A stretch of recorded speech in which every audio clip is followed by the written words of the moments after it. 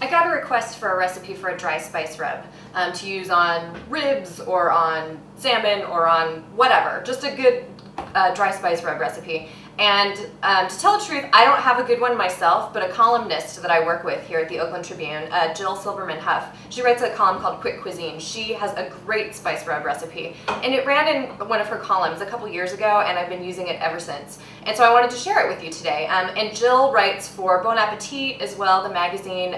She's a Napa-based culinary instructor and food writer. If you want to learn more about her, you should visit her website. It's www.jillhough.com. That's JILLHOUGH.com. She also teaches at Copia up in Napa, and you can learn more about that at www.copia.org, COPIA.org. Okay, now onto the spice rub.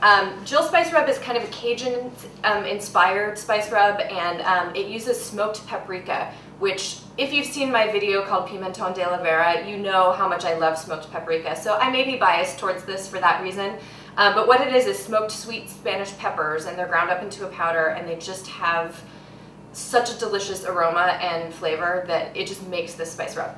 So you start out with 3 tablespoons of smoked sweet Spanish paprika. You can find this in specialty stores, definitely, but a lot of regular supermarkets are starting to carry it too. So it's really easy to find, and it's worth the investment. It's not even that much money, but if you've never tried it, I highly recommend it. 3 tablespoons of the smoked paprika, 3 tablespoons of just regular old chili powder,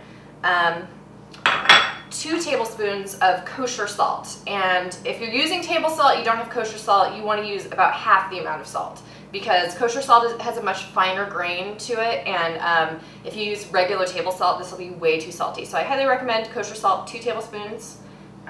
2 tablespoons of light brown sugar, and it's packed. You can see there are these 2 little sort of lumps right here. I've packed it into the tablespoon. That's how you need to measure brown sugar. So dump that in. We'll break it up with a spoon later.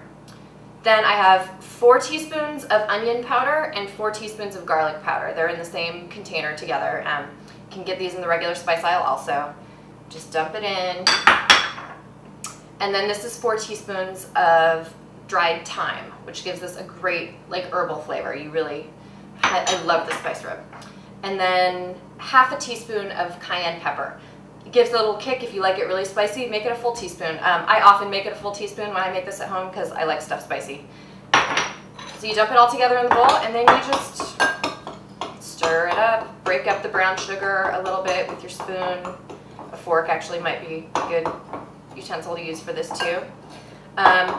Once it's all combined, you're ready to use it. And what I like to do, if I'm doing, say, ribs or something, I just rub this rub onto the ribs.